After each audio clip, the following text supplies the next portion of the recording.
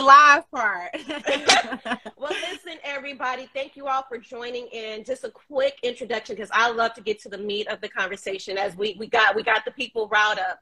So this is the beautiful Sharita. She is the founder, and correct me if I'm saying this wrong, Idell-McCarthy Foundation. Yep, you got it. That's right.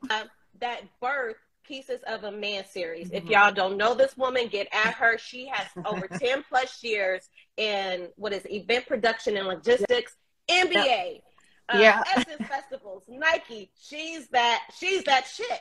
However, with all that dopeness, you founded the Idell-McCarthy Foundation, which led to the Pieces of a Man series. There's a lot of other things, but I really want to focus on it since we got the brothers in. First of all, thank you so much for joining us. No problem. Thank you. I was about to say, when I invite you in, brothers, I know this is a conversation amongst women, but with the whole battle of the sexes, and a lot of men don't feel heard, I do believe us women have to kind of spearhead and advocate to create this path, which you've done. So please, how did Pieces of a Man, first, can you tell us more about Pieces of a Man? Like, what is the whole concept? Okay, yeah. So first, if I can just back up a little bit. Yes. You know, you made the comment of like women having to spearhead this. The reality is we're the mothers. You know what I mean? We're the mothers of the universe. We create, we raise sons, men, you know, so it kind of, to me, only feels natural in a way to do that, because like you said, men, well, funding, when it comes to funding, I heard you saying that early on, that it's easier. I don't know about easier, but that women are out here spearheading because we're the ones feeling the effects of, you know, the things that are. I'm gonna put a pin in that. Yeah, I'm gonna put a pin in that, feeling the effects. Go ahead. Yeah, we're the ones that carry those burdens. But so Pieces of a Man. So again, my background is in live event and entertainment. And event management production. So I do a lot with live events, festival production. I'm on the management level for the most part in regards to that. And how I got into the whole mental health space was a friend of mine from college. She was working up in DC at the Department of Behavioral Health. And she's like, I know you do festivals. I want to put something together. I have all this money that I need to, you know, do some community events around the opioid crisis, around mental health awareness. And I know you do festivals, and I want to do something like that, you know, something unique. And I said, I'm for it. So I took my talents and my festival production skills up to DC to create this festival. And instead of having like vendors selling merchandise or things like that, we had community partners, we had organizations that were dealing with these issues set up as the vendors, and people came in. It was a full-on festival with, you know, mental health, opioid, counselors, therapists, everybody coming out to let people know that they were there.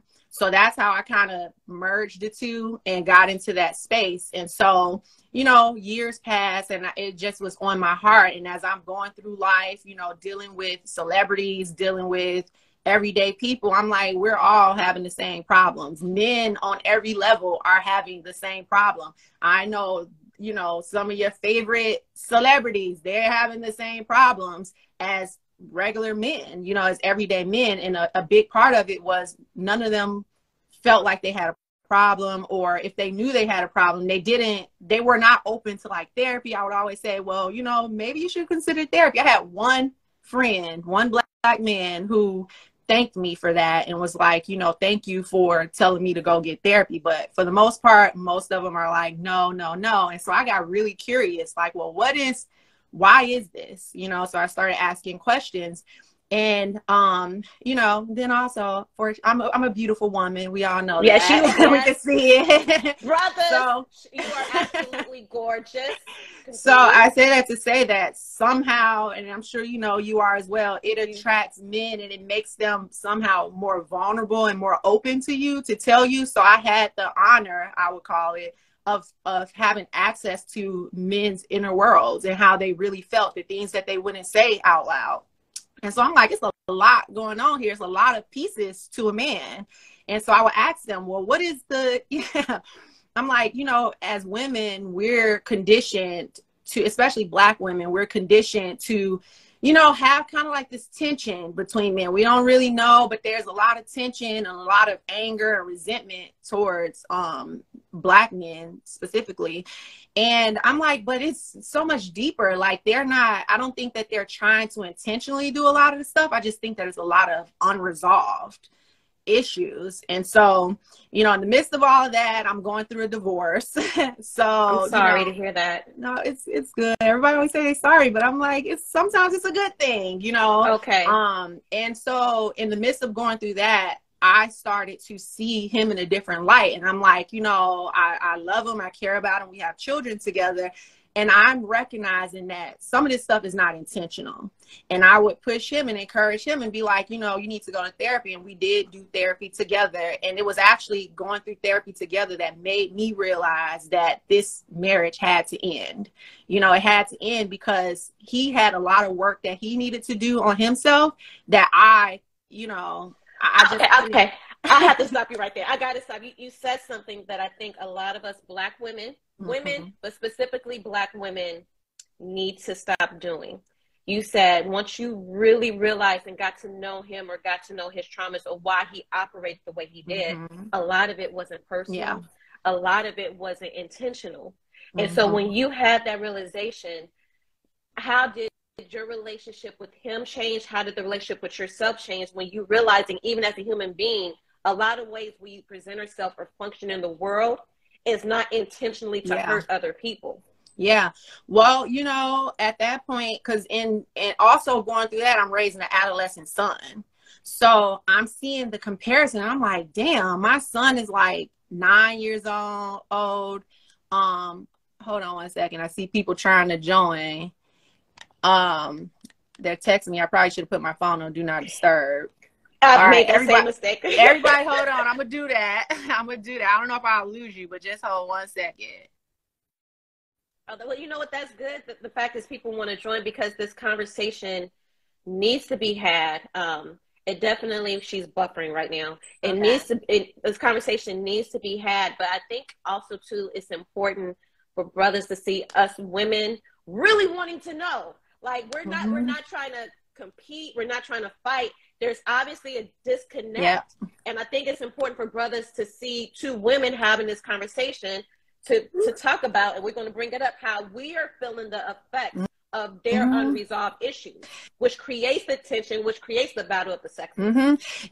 Yeah. So, backing up. So, once I realized that with him, having that new, because, when you're in a relationship, everybody knows this. We all know it. When you're in a relationship and it's just the two of y'all arguing and dealing with stuff, it's just like you on your side, I'm on my side. But when we got that therapist involved, it allowed me to shut up and listen, and really just pay attention and just like listen to him with a third party asking questions and bringing up points.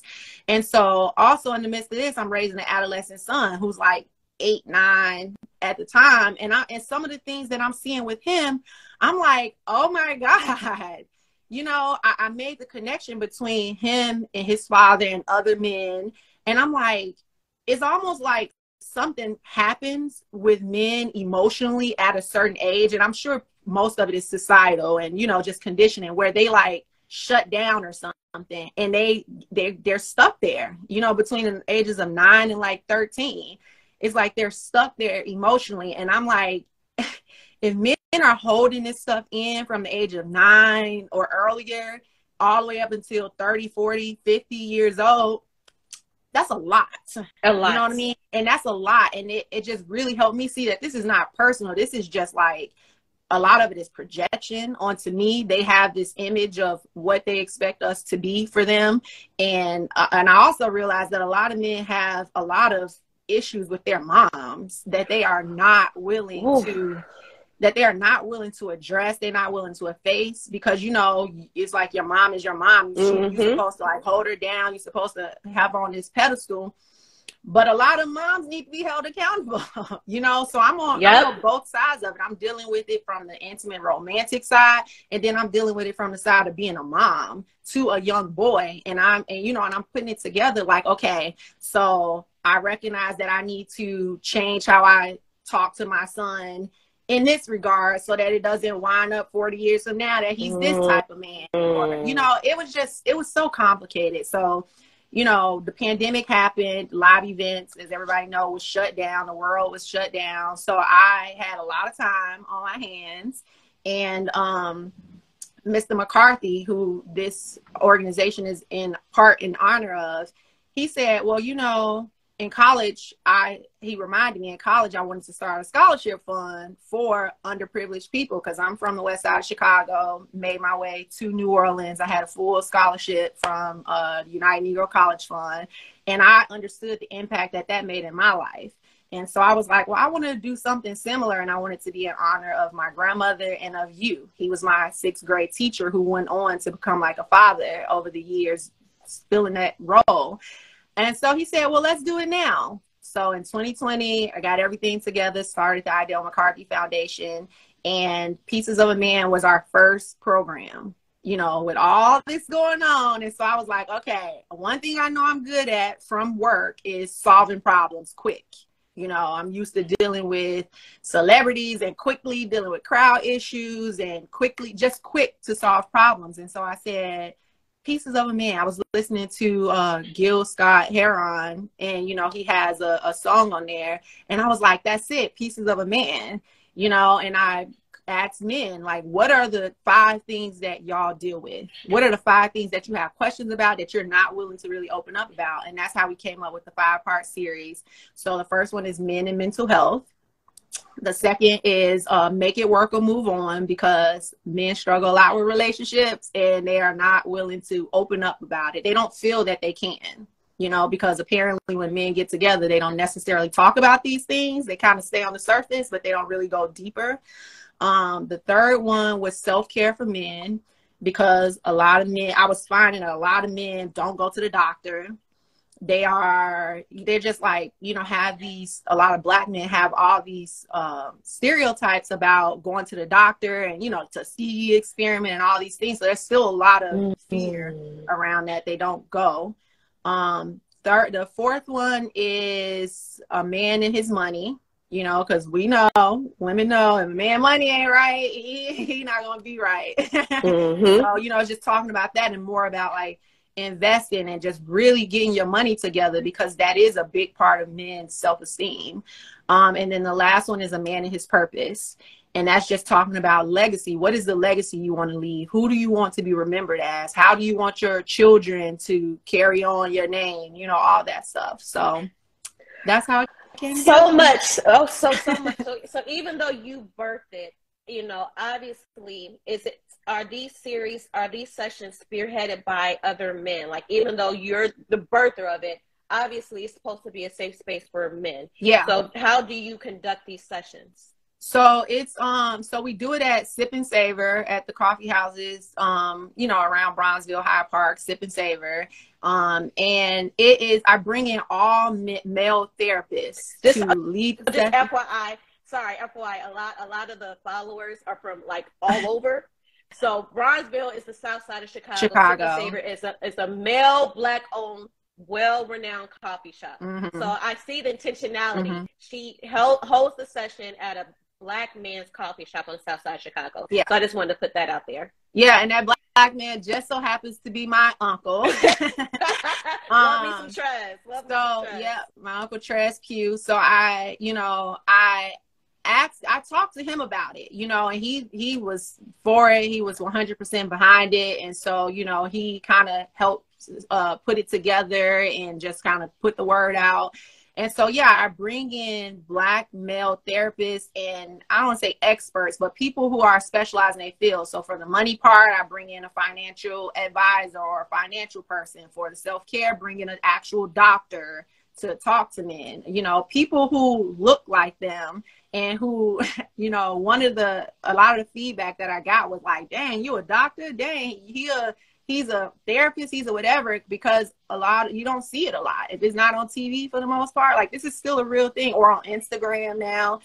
A lot of people don't personally have touch with, you know, some of these people. So yeah, I put it together in that space, and I'm the only woman in the room. And so I give them the disclaimer, like, pretend like I'm not here, and I fall to the back. So it has been mind blowing to me to be the only woman in the room, you know, that fly on the wall, getting to hear what's happening, how they feel inside, and the candidness of their conversations. And you know, it's tough. It's tough because sometimes it gets very confronting, you know, so it gets very confronting for them. And if they're not ready to face that, they won't come back. Or, you know, that's the challenge. That's one of the biggest challenges that I'm finding. Whew, I have had my questions ready, but it's just so much. I'm gonna get to the funding part. As a woman, I want to get back to you saying, what are being a fly on the wall and hearing the things in confidentiality. Mm-hmm. What do you think us Black women need to know? Just respecting their privacy, but if you can gather up some data or the consensus, what should us women need to know in order to have a better relationship with our men? Yeah.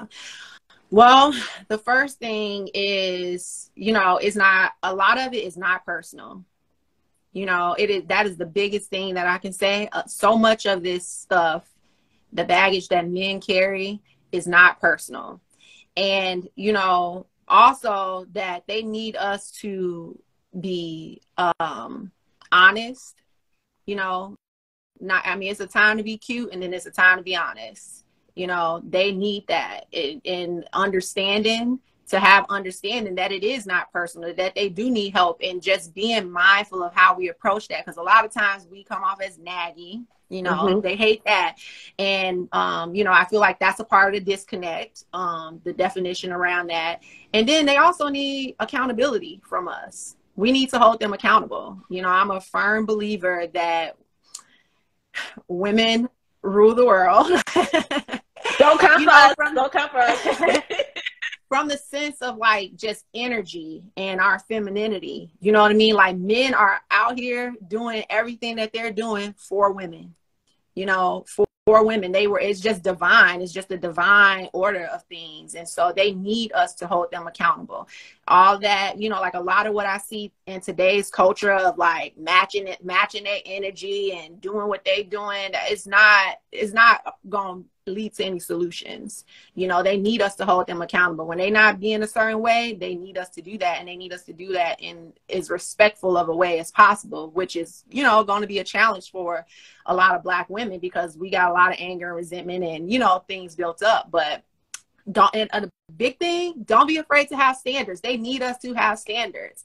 All of this stuff that y'all think is the easy way of, you know, getting a man and so on and so forth, they need standards, because I feel like when more women raise their standards up, men have no choice but to shift. They have to do it. And we're seeing it. We're starting to see that happen a lot. You know, a lot more men are coming into knowing that they need a therapist. I'm hearing a lot more men going to therapy. I'm hearing a lot more men talking about self-care, a lot more men just pausing and realizing that they got a problem and they need to do some work. And it's not necessarily that you're a bad person. It's just that you got a lot of shit dumped on you that's probably not yours, and unpacking that and getting back to the core of who you are. Funding. So I, you know, as a photographer, photojournalist, I've worked with a lot of not-for-profits, because as you know, in order to get funding donors, you have to show the work that you do. Like you had a photographer, you have to show the work where the money's going. Yeah. Is it hard to raise money for a program like this? Because being in certain rooms with marketing, either our Black men in mass media are villainized or just completely excluded or looked over. How has the experience been trying to get funding so you can have this series frequently? And then obviously I'm assuming not just in Chicago, but pieces of a man everywhere. Yeah, well, so pizza, it's the Idell-McCarthy Foundation is based in Chicago. So Okay. everything we do, you know, me being from Chicago, I lived away in New Orleans for the last like 20 some years, but you know, this is still home. And so I wanted to like come back home and, you know, do my philanthropic work here. So right now it is based in Chicago. And you're right. I've had, it was a struggle for me, like hiring a photographer because I'm really big on privacy. And that just, I mean, that's personal, and that just comes from my career and me being in certain rooms and, you know, at certain tables and understanding like how important that is, that non-confidentiality is. And so that's why I don't record. People have requested, like, can you do this live? Can you do a live stream or something like that? And I'm very hesitant to go in that direction because I think that this is like way too important, way too fragile of a thing to just be exposing and hopping onto a trend. So when you talk about marketing, that's a big thing. It's difficult getting funding is okay. I'm okay right now for funding. It's free for the men to attend. I just pay the therapist, pay them a little above whatever their standard session fee is. So right now it's okay in terms of funding, but it's growing. So more funding is needed. And I find that the biggest challenge is more so male participation, getting them to participate, getting them to show up, because everybody thinks it's a great thing and a great idea, but they're kind of slow to show up. And I'm, you know, kind of researching what's going on with that. And a big part of it is that confrontation, that personal confrontation. So, I mean, we're a relatively new organization, so there's still a lot of room for growth. I'm being told, like, by mentors and stuff about getting into grants and things like that, which is very competitive. And so, you know, at this point, I'm just going to use my creativity, leverage the resources and the network that I have to just kind of build it up. Like I said, I think that this is important. So I'm not in a rush. I'm not in a rush. I don't need it to be trendy. I'm keeping it real simple and just kind of going back to the basics. It's very difficult to not get caught up in, you know, posting every 5 minutes and stuff like that, because this is not what that's about. There's enough of that happening out there. And this is where I want it to be a space for men to really come and know that they can get their questions answered and get the things that they need without it being you know. Yeah. And I'm thinking that actually can be very difficult, because I'm assuming the ask is more male participation. However, maintaining privacy, it's a safe space, right?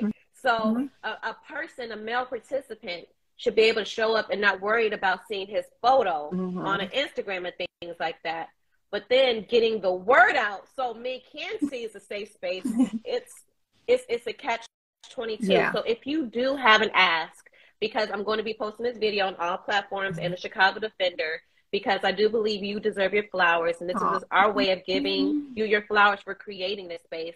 If you have an ask, what is the ask of how I can, you know, support the Chicago Defender, Chicago, anybody? How can we support your movement?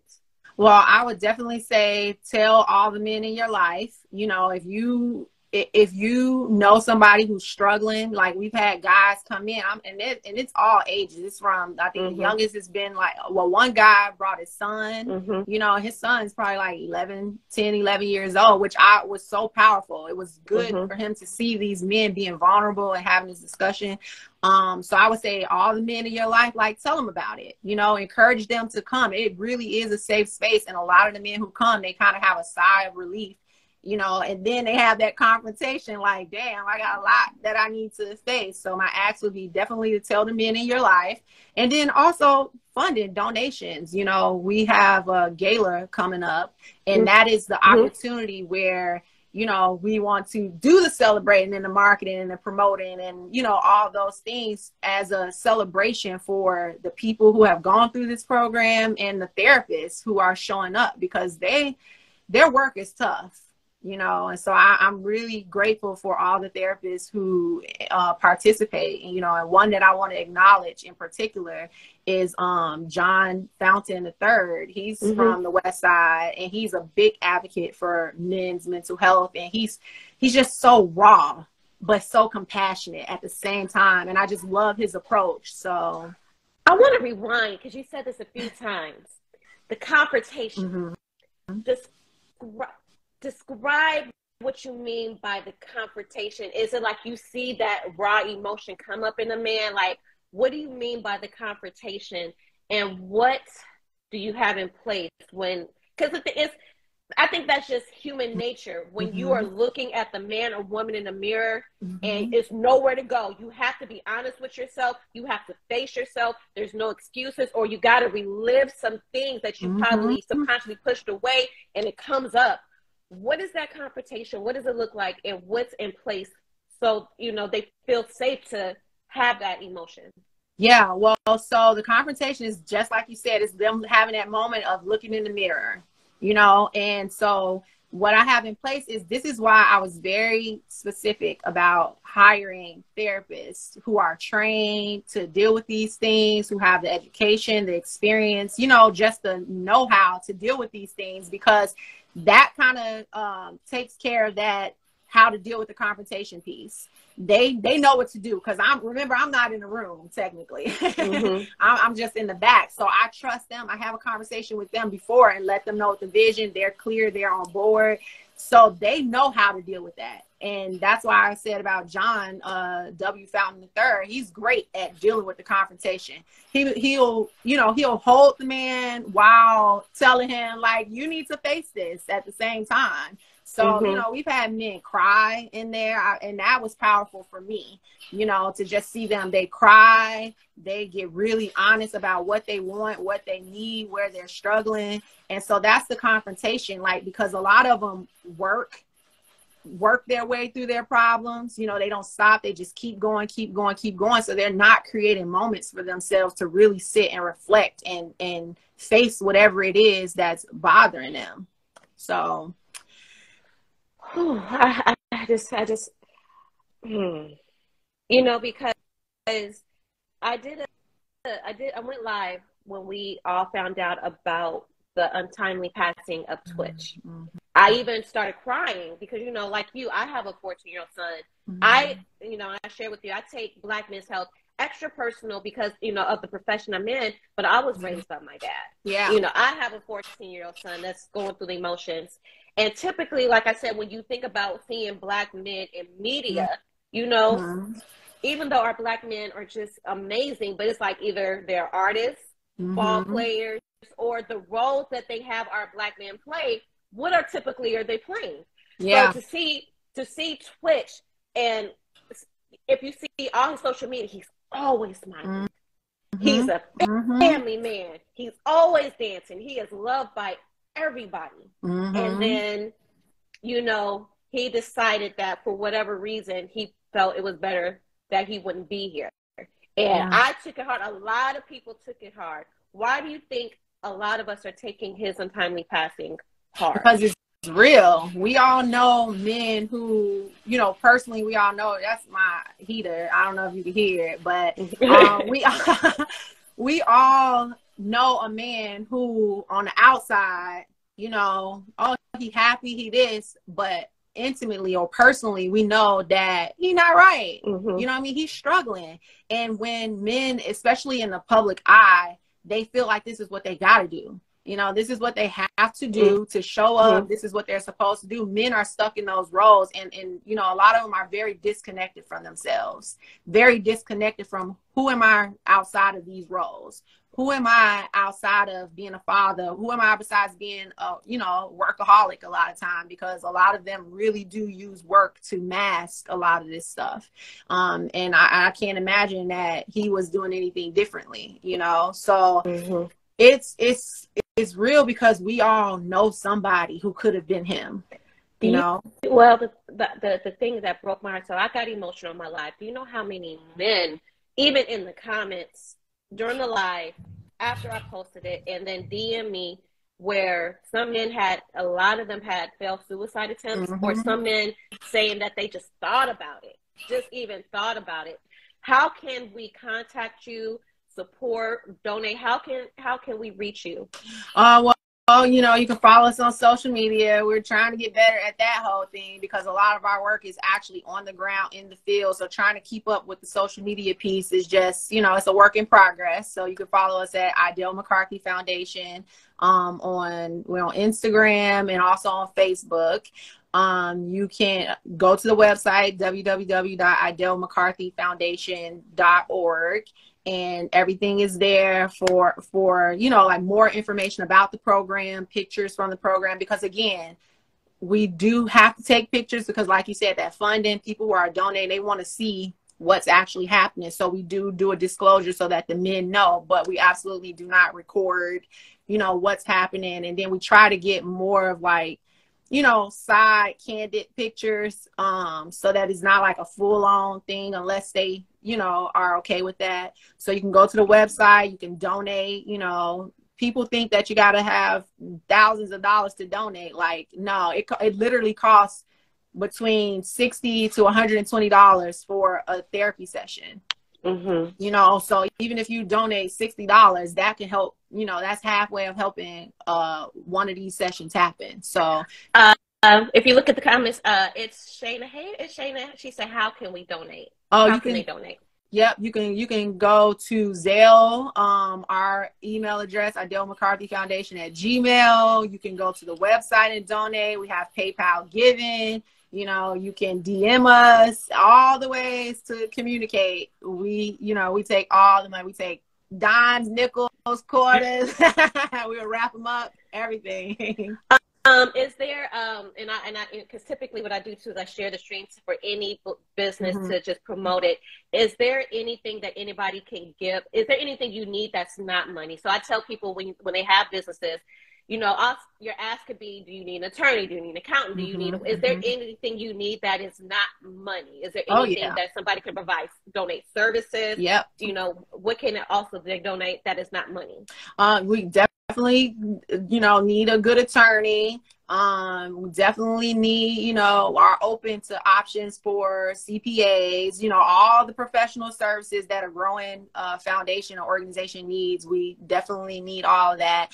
And then, you know, if you don't want to donate money, you could also join us at our fundraising gala, our benefit gala. It's our inaugural one. So you can join us there, buy a ticket. It's Mardi Gras themed. So it's going to be a fun time. And that's a way to, you know, our goal with that is to kind of take some of the pressure off, because this topic is a very heavy one, you know, but the beautiful thing about it is that once you go through it, you know, man or a woman, once you go through it and you face the things and you work on your healing, life gets better.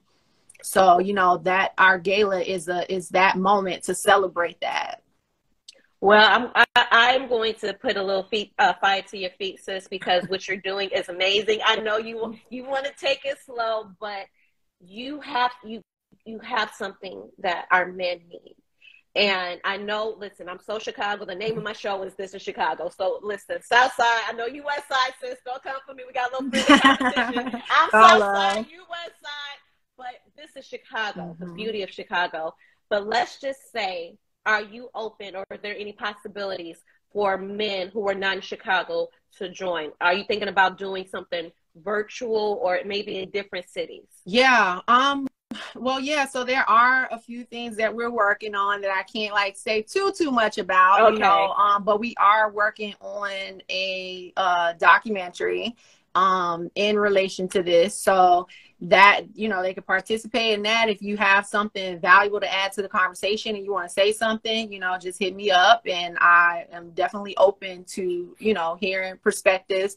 We are working on trying to do something that's more virtual and that's more of like, I guess, a support group where it meets, you know, a couple times a month for men to just kind of check in, you know, because this Pieces of a Man right now is just a fall thing. It's a part of our fall empowerment series. We also have Strength of a Woman, which is essentially like the same thing but it's for women, you know, same 5-part series. So yeah, they can, you know, just participate in any way, like add to the conversation. If you have questions that you want, you know, us to bring our therapist on to answer, we can do that. So we're just working on a bunch of different things, and you know, just trying to hit every point.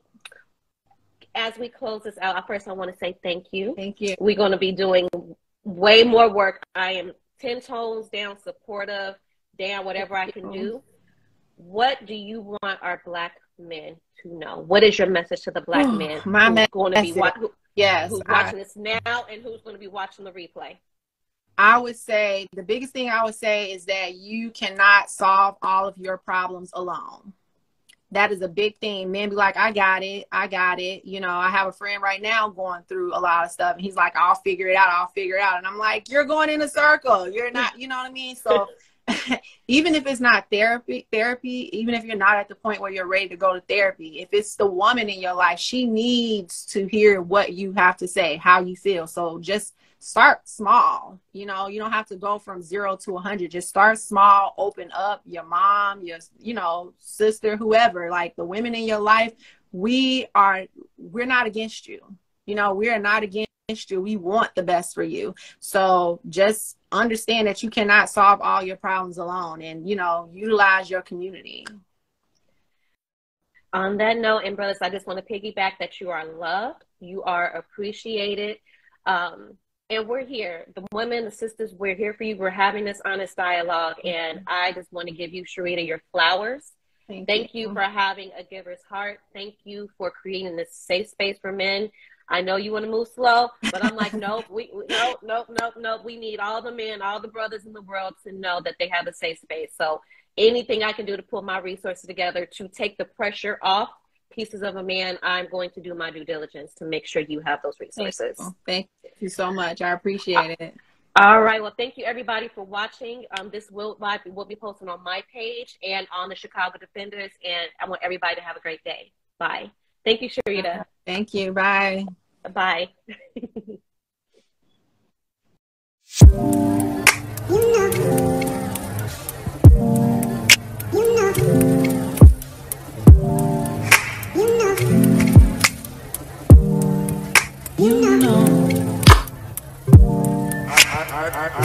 I begin to